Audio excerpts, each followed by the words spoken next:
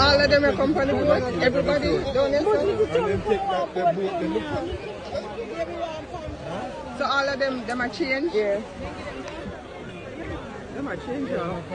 In Portland, Jamaica, a group of approximately 42 Haitians, among them a pregnant woman, was intercepted by the security forces early Sunday morning.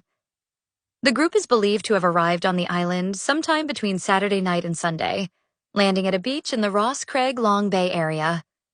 According to reports, residents in the community spotted the vessel coming ashore and quickly notified the police.